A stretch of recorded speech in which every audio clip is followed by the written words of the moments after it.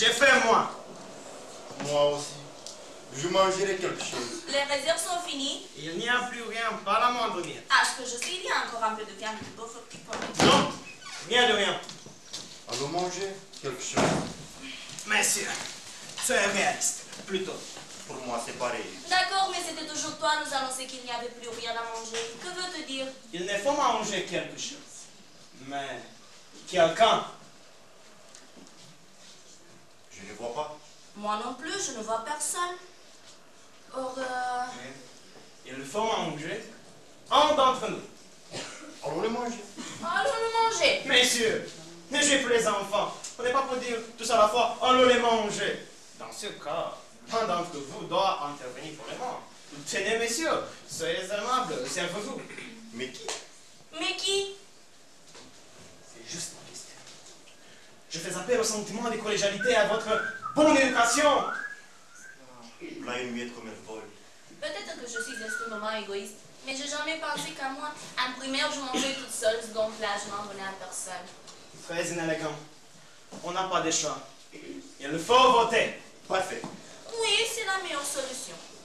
Nous voterons comme suit. L'un d'entre vous dira un chiffre, puis l'autre un autre chiffre. À la fin, moi aussi, je dirai un chiffre. Si la somme des trois chiffres est en paire, alors moi, je serai celui mangé. Mais si la somme est paire, on mangera l'un d'entre vous. Non. À vrai dire, je suis contre les hasards. Et que fera-t-on si vous ratez? À ce que je vois, vous ne me faites pas confiance. Voilà. Faut plutôt trouver une autre solution. Nous sommes des gens civilisés. Le vote est une renaissance d'une passé non civilisée. Une superstition ordinaire. Ah bon, si ça vous dit. Nous pouvons organiser des élections générales. Voilà une bonne idée. Nous pourrions participer dans la même coalition. Bien sûr. Cela simplifiera beaucoup les choses. D'accord, mais le parlementarisme est périmé. Oui, mais il n'y a pas d'autre solution. Si vous préférez la dictature, je prends le pouvoir volontiers. Non, absolument pas. À pas la tyrannie. Alors, les élections libres. Secret. Mais sans alliance. Chacun posera sa candidature indépendamment. Bon. Alors, voilà un chapeau. On mettra dedans le billet du vote portant le nom du candidat. J'ai pas de stylo. Je t'en donne un. Oh, non, non. Tiens, le stylo. À deux, monsieur. Attends un peu. Si nous voulons organiser des élections comme il faut, nous devons organiser de la campagne électorale qui précède l'action partout dans le monde. Si vous insistez. Alors, allons faire de la campagne électorale. Alors, qui est le premier à la cité? C'est vous, peut-être? Je préférerais ensuite. J'ai jamais été un bon orateur. D'accord, mais c'était votre idée. C'est ça. Vous avez suggéré au peuple le Mali le fait de penser politique. Alors c'est vous qui devez commencer. Si vous insistez. Oui.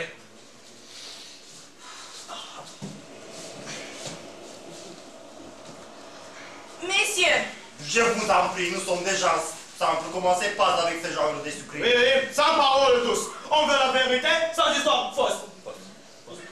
chers collègues, on s'est Vous rassemblés. brièvement encore. On fait des pêches, nous allons au boulot. Collègues, on s'est rassemblés ici pour résoudre l'ardent problème alimentaire. Chers collègues, vous ne devez pas compter sur ma candidature. J'ai des enfants et une famille. À la nuit tombante, je joue tant de fois avec mes enfants. Je les berçais. Messieurs collègues, ce tableau calme et serein ne vous impressionne-t-il pas? Ce n'est pas un argument. Car l'intérêt général est en jeu, les sentiments n'ont aucune valeur. Les enfants peuvent se verser tout seuls aussi. Oui, encore mieux, on pourrait dire. Oui, encore mieux. Des petits chevaux et des nacelles dans les parcs de Jordan. Non, monsieur les collègues, les enfants ne représentent pas une raison sérieuse. Messieurs collègues, quand j'étais adolescent, je faisais des projets ambitieux. C'est vrai, j'ai pas été assez exigeant avec moi, j'ai pas réalisé tout ce que je m'étais proposé, mais je sens que ce n'est pas trop tard. On pourrait faire beaucoup de choses. Je promets que je ferai de mon mieux. Je ne négligerai rien pour accomplir les idéaux. C'est vrai, j'ai eu des chutes. Des fois, j'ai perdu l'espoir, j'étais paresseux, mais je récupérerai toujours le jour. J'exercerai ma volonté, je modèlerai mon caractère, j'enrichirai mes connaissances jusqu'à ce que je réaliserai tout ce qu'on attend de moi. Je serai une personnalité. Plus fort! Je serai une personnalité. C'est du subjectif. J'ai faim. Monsieur, permettez-moi. 1, 2, 3. Nous voulons manger! Nous voulons te manger! Nous voulons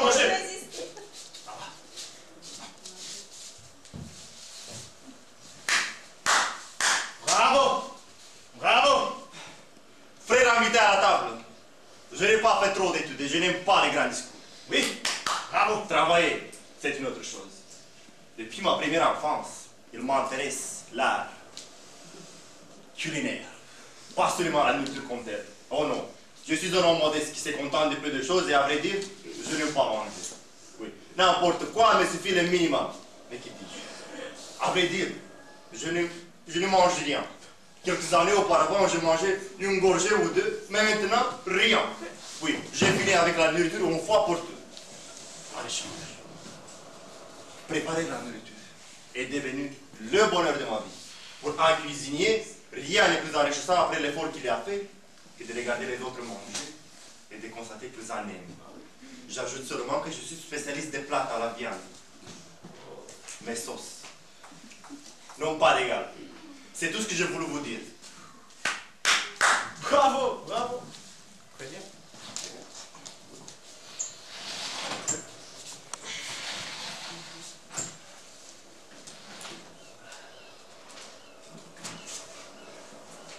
Les affamés, je vous salue. Bravo! Hurrah! Je vous parlerai comme un soldat. Premièrement, je ne veux pas influencer votre opinion.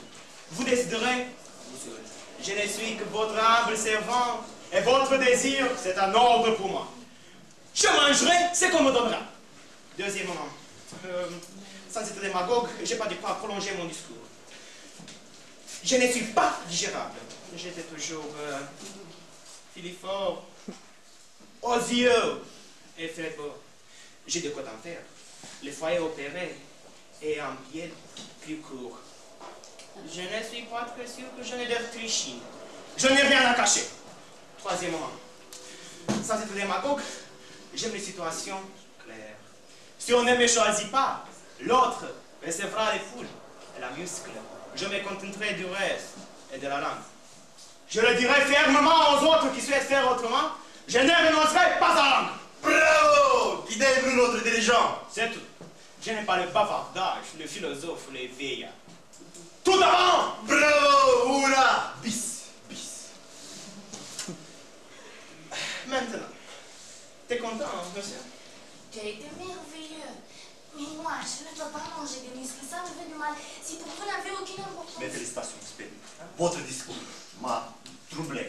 En ce qui concerne la langue, je suis tout à fait de votre avis. Alors, la campagne est passée. Alors votez maintenant.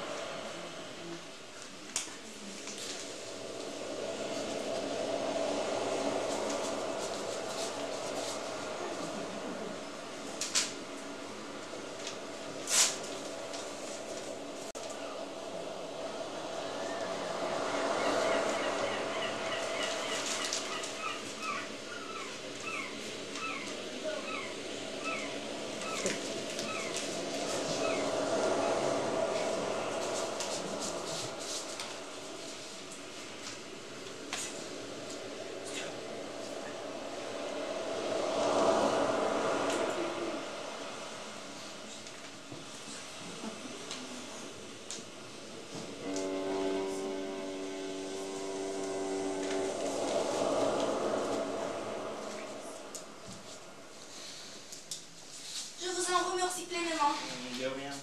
Si vous aurez raison, je vous aiderai volontiers. Alors comptez le vote. J'en suis très curieux. Les votes augmentent mon appétit. Tu pourrais te porter avec plus de diplomatie. Qu'est-ce qui est arrivé? Le résultat? Messieurs, il faut annuler les élections. Comment ça? Je fais. Vous voulez appeler les élections libres, démocratiques, monsieur? Dans les chapeaux, il y a 1, 2, 3, 4 morceaux de papier. 4. Oui, oui, 4. Je vous ai prévenu que le parlementarisme n'était plus à la mode. Et maintenant, qu'est-ce qu'on fait? C'est une crise typique de cabinet. Dans tel moment, on peut très simplement appliquer le principe de la nominalisation du candidat. Mais qui le nommera? J'assume cette responsabilité. Bien sûr, j'aurais pu jurer. Non, pas question. C'est dégueulasse. La démocratie n'a pas donné de résultats et la dictature ne peut pas être appliquée. Quand même, il faut trouver une autre solution. Oui, monsieur. Mais dans tel moment, seulement une personne pleine d'enthousiasme, ayant l'esprit de solidarité, peut sauver la situation. N'oublions pas, les volontaires ont toujours sauvé la situation quand les moyens ordinaires ont produit des erreurs. Notre aimé estimé. Non, je vous préviens que je ne vais rien écouter. Écoutez, monsieur. Notre aimé estimé collègue. On sait tous qu'on ne peut pas cacher des vertus comme l'amour d'autrui, l'esprit de solidarité, les désirs de vous sacrifier. Depuis le début, moi et mon collègue, nous avons observé chez vous, il existe quelque chose qui vous distingue. Et c'est justement la noblesse native, le désir de vous répondre à la cause commune, votre disponibilité. N'est-ce pas, monsieur le collègue? De toute ma vie, je n'ai jamais rencontré de meilleures personnes. C'est ça. Nous sommes très heureux que notre collectif peut finalement répondre à votre appel chaleureux en vous offrant l'occasion de vous réaliser votre aspiration en ce sens pur. Vous voulez rester dans votre mémoire comme une personne désintéressée, appréciée, modeste, délicieuse. Non! Comment ça? Vous ne voulez pas être volontaire? Non! Vous trahissez les collectifs. Vous piétinez la confiance de collègues. Vous ne voulez pas? Non, je ne veux pas. C'est horrible. C'est votre dernier mot? Je refuse catégoriquement. Je ne sens pas la peine de ma grandeur. Monsieur, dorénavant, ne me serrez plus la main. Je t'avais considéré une personne honnête. Le patriote de notre radeau. Mais en fait, tu es un brigand. Adieu. C'est ça. Vous nous avez déçus. L'honneur n'est rien pour vous. Mais si vous voulez proposer quelques solutions, on vous attend. Une solution? Oui. Très bien. Depuis mon enfance, j'ai rêvé à la justice. Et je ne prétends que la justice, rien de plus. Vous m'étonnez, monsieur. Pourquoi? Avez-vous la certitude que cette justice ne sera défavorable pour vous? Je veux dire qu'elle ne vous soutiendra pour la candidature? C'est très simple. J'étais malheureux depuis mon enfance. Tous les contextes m'ont été toujours défavorables. J'ai jamais rien réussi. Et Alors, vous croyez que la justice universelle doit compenser votre manque de chance jusqu'aujourd'hui? C'est ça. Il est étonnant que premièrement le mécontent se plaint du manque de la justice universelle, généralement humaine et exhaustive. Mais, en demandant justice, ne cherchent-ils des justifications, ceux qui n'ont rien réussi dans la vie? Je ne recule pas. J'accepte tout volontiers, à la condition que la solution soit juste. Oui, autrement dit, à condition que vous ne serez celui qu'on mangera. Ce sont des insinuations. Avant tout, je veux qu'on fasse justice. Bon, allons nous asseoir pour réfléchir. Ce serait plus difficile, mais nous réussirons. Je ne parle pas avec lui. Monsieur le collègue, Oui. vous avez une mère?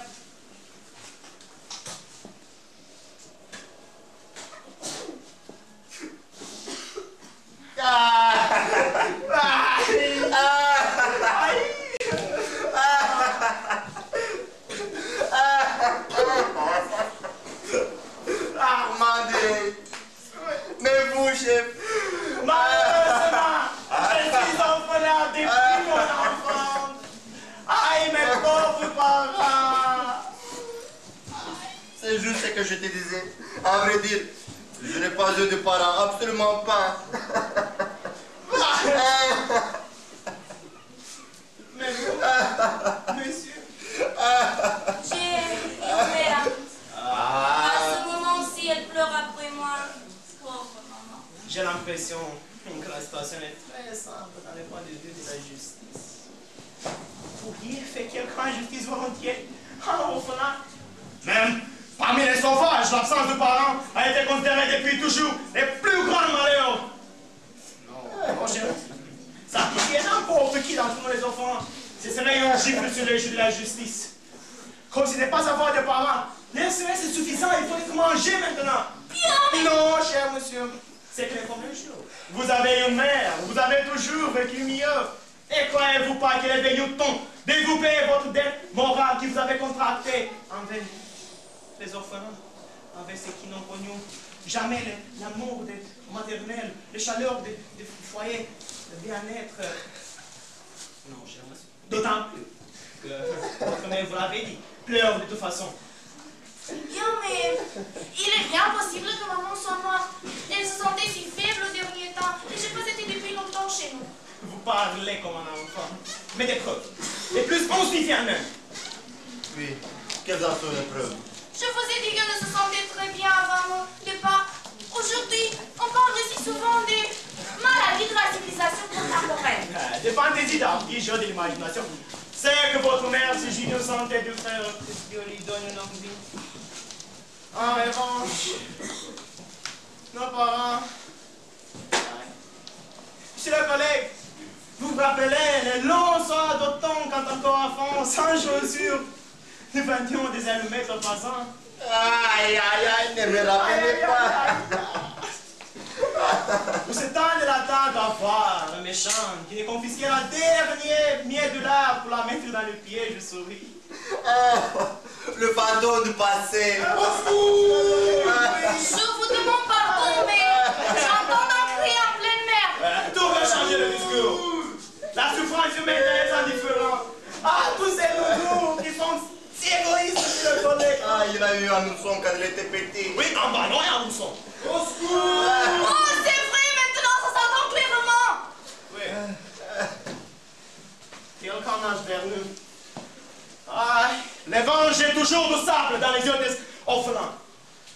Mon chef, mais peut-être il y a quelqu'un qui a porté des vivres. Je vois bien qu'il nage d'une seule main. Et de l'autre, il tient un grand objet. Oui, ça se peut bien, mais deux fois il est arrivé que des paysans allaient à la foire tombent à l'eau. En nageant, le paysan tient spasmodiquement le cochon, son dernier bien. Voilà, je les vois. C'est quelqu'un en uniforme. Ceux qui portent l'uniforme ne mangent qu'au casino.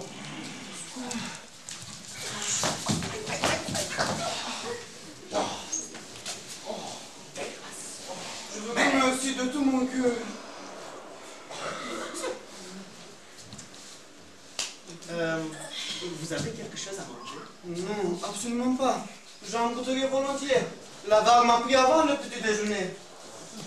Te voilà. C'est vous alors. Sans doute, c'est pas une histoire ordinaire. Vous connaissez? Bien sûr, je lui apporte la pause depuis 10 ans. Je n'ai pas su que vous étiez en plein mer.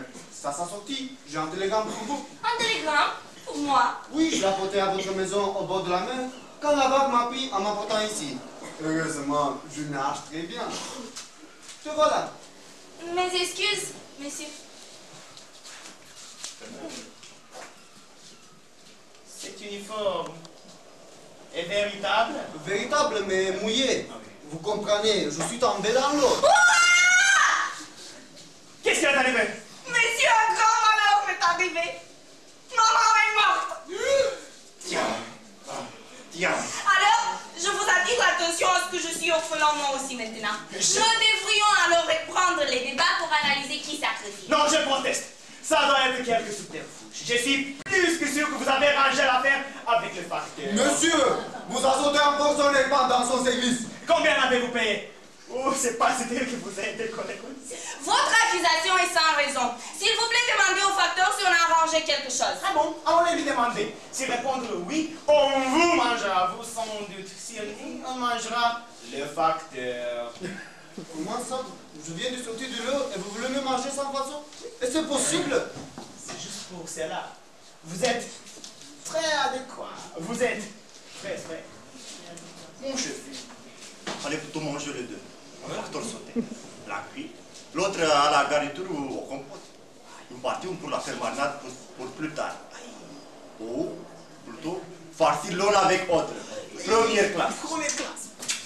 Peut-être, messieurs le facteur n'est pas de moins orphelin. Nous les abandonnés sans ici. Nous devrions lui demander. Non. Second, je voudrais faire du vin. Mais quel corps de Bourgogne peut se fabriquer dans facteur? Oui, vous avez raison. Qu'on va des Bourgognes, je suis médiocre. En échange, mon facteur, je suis le meilleur. Comment c'est possible? Vous méprisez encore la nature de postillon? Si vous déposez quelques aveux faux qu'on avait complotés ensemble, je vous réclame à la direction de la poste et du télégraphe. Pas de danger. J'ai 30 années de service sans tâche. Alors ne gaspillez pas le temps. Messieurs, avez-vous été les complices de ces monsieur? Oui ou non? Si c'est oui, concernant le décès de la mère est fausse, tu recevras les reins et peut-être un peu de coups de fumée. Mais si au contraire un vrai est vrai, nous, les trois orphelins, on vous mangera comme facteur. Oui. La Poste est d'ailleurs une institution pour le public, non? Elle doit être servie à la collectivité. Messieurs, je vous supplie, ne vous laissez pas corrompus. Pas de quoi. Je suis un facteur honnête du bon vieux temps. On ne peut pas m'acheter d'un plat oreille. Monsieur, je pourrais vous offrir en plus un peu de génie. Mais je vous préviens, je ne peux pas faire de plus. Non, monsieur. Vous valez de trompettes causées? Eh bien, je respecte l'honneur plus que d'autres. Au revoir, monsieur. Monsieur, ne partez pas. Oui que je suis un innocent. Alors, vous comprenez qu'en ce qui concerne la raison, notre situation est identique, on est tous orphelins. Monsieur le collègue, je vais ranger mes assiettes dans mon demande. C'est quoi ça?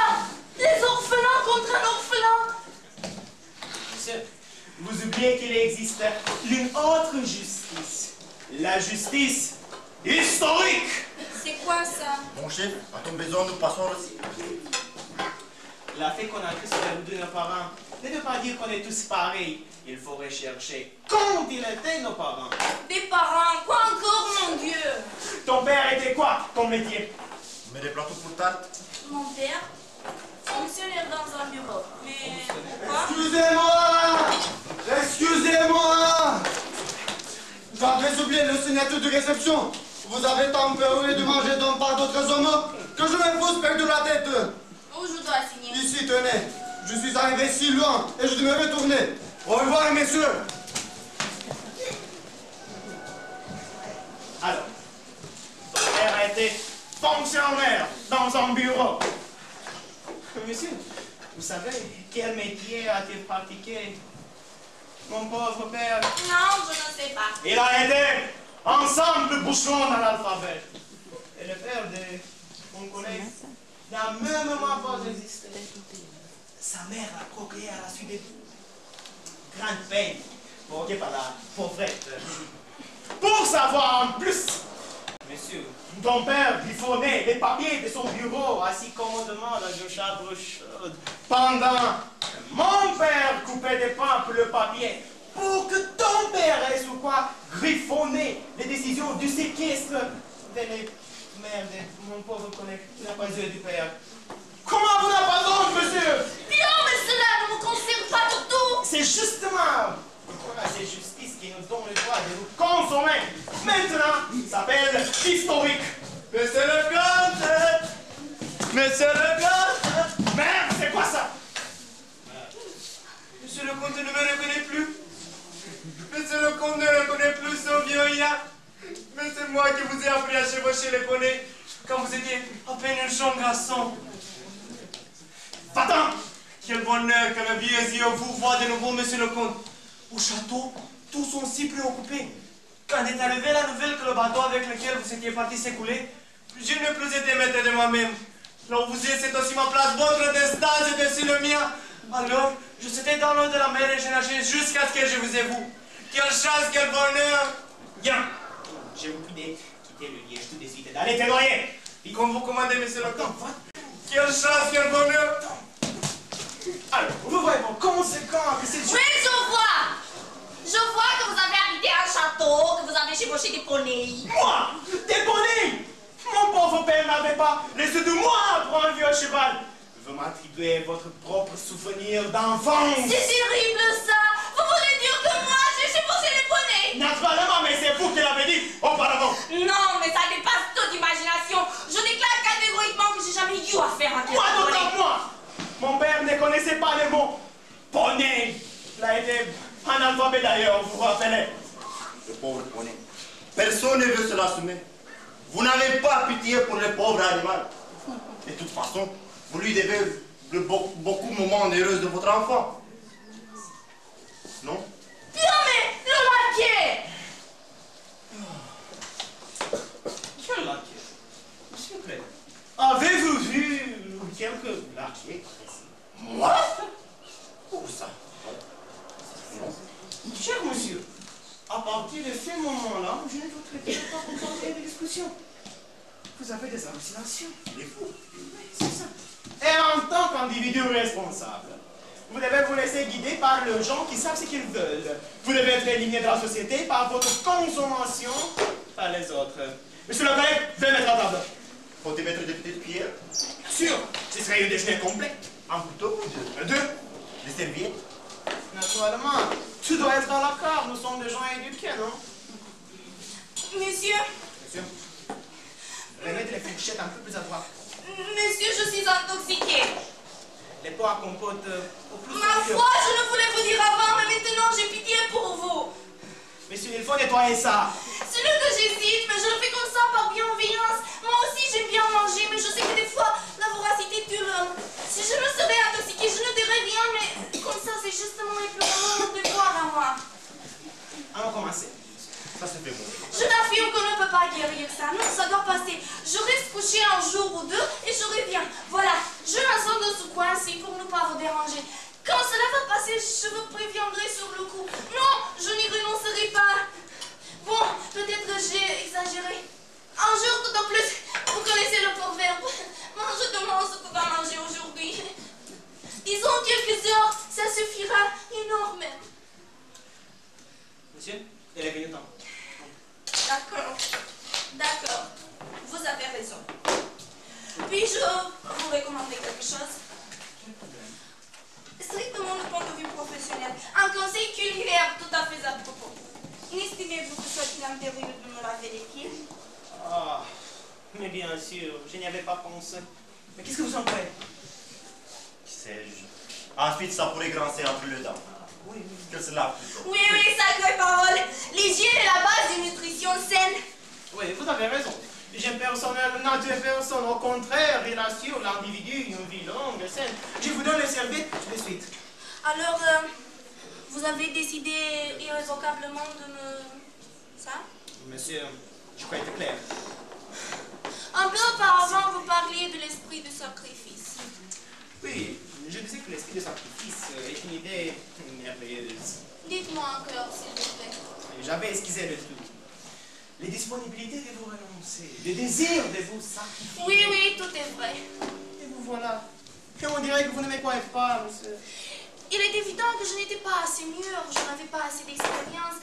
Mais maintenant, je vois que dans tout cela, il existe quelque chose. Rien n'est perdu. J'étais con en refusant vos arguments. Finalement, vous voilà sage.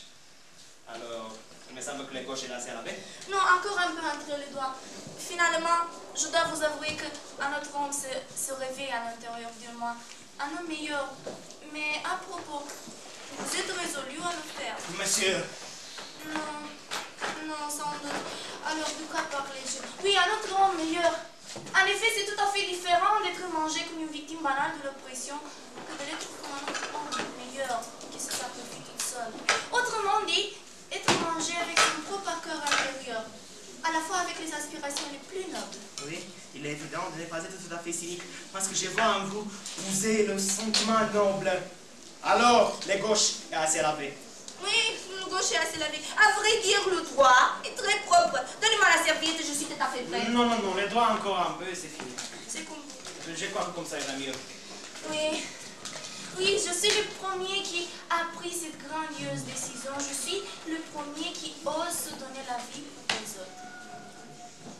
Très bien. Messieurs, je vous remercie. Finalement,